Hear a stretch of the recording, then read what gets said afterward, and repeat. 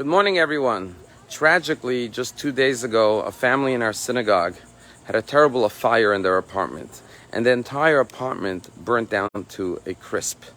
But thank God, the mother, her elderly mother, and her 2 children survived and were unscathed by the fire. And when I spoke to the woman, I found that her attitude was very positive. She did not focus on the fact that she lost all of her possessions, but she focused on the fact that she and her mother and her 2 children survived. And now we could always rebuild, she said. And indeed, our synagogue is helping her rebuild her life now. And she's living in a hotel, and if anyone wants to help, just let the office know. Your contribution will go directly to help this family. But it reminded me of the day of Tisha B'Av that we're going to mourn this Sunday. Although it's the saddest day in the Jewish calendar, a day of fasting, our rabbis point out that the prophets refer to it as a holiday, as a Yom Tov.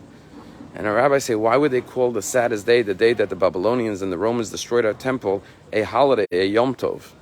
And our rabbis say because while the temple burnt and was destroyed, the temple is made out of stones and wood, but the Jewish people still live on. And the idea is that how we frame things determines our perspective and our attitude and the outcome of every situation. You see, when you put something in a frame, you put it in a frame so that you could focus on it, and people's eyes will notice it by it being framed. But the question is, which side do you frame? Do you frame and focus on the negative, or do you frame and focus on the positive side? And like the rabbis point out, even the most saddest tragedy, the destruction of the temple, there's always a positive side to it that you could view. Like this woman whose apartment burnt down, and say, thank God we're okay. Thank God our children are here. Thank God the Jewish nation lives on. And if we look at the positive, ultimately we will overcome the negative. When we were in Israel, one of the highlights was participating in the Maccabeah opening ceremonies, where you see Jews from 60 countries proudly marching and celebrating their Jewish identity through athletics. And one of the people who participated in the Maccabeah games was an 86-year-old man by the name of Shaul Ladany. Shaul Ladany is a professor at Ben Gurion University in engineering. Not only is he a professor, but he's the chairman of the engineering department.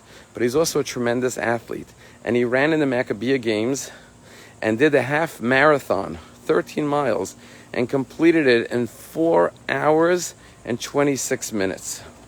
And the story of Shaul Ladany is that when he was a child, he was living in Budapest, and the Nazis invaded. And his father took him to a monastery, he said, rang the doorbell. He was 8 years old. The priest opened the door, took him in the door, and he never saw his parents or his family again. He survived in the monastery, but then he was taken to Bergen-Belsen. And in Bergen-Belsen, he managed to survive the starvation, the suffering, and the disease. And he described seeing a little tomato patch growing beyond the barbed wires, and his eyes were popping out because he couldn't reach these tomatoes right beyond the barbed wires. After surviving Bergen-Belsen, he immigrated to Israel. And as an athlete, he was sent by Israel to represent Israel in the 1968 Olympics in Mexico City, where he won the 50-mile walk, power walk, and won a trophy for that, completing it in about 7.5 hours. And then he went back to represent Israel in 1972 in the Munich Olympics.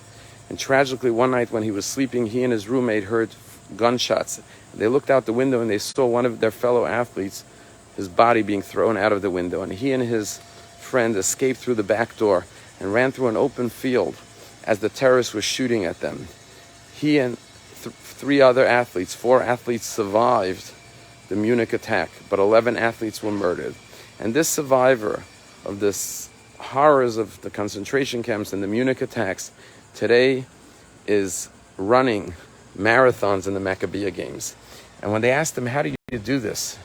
And he says, I've gone through the worst suffering in life, the greatest pain. He says, in life, in order to be able to succeed, you have to be able to go out of your comfort zone. To be an athlete, it's all about going out of your comfort zone. After witnessing and experiencing what I experienced, it's not difficult for me to go beyond my comfort zone and run marathons at 86 years old.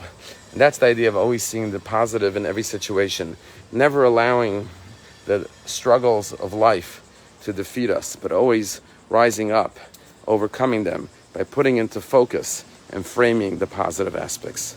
Have a wonderful day.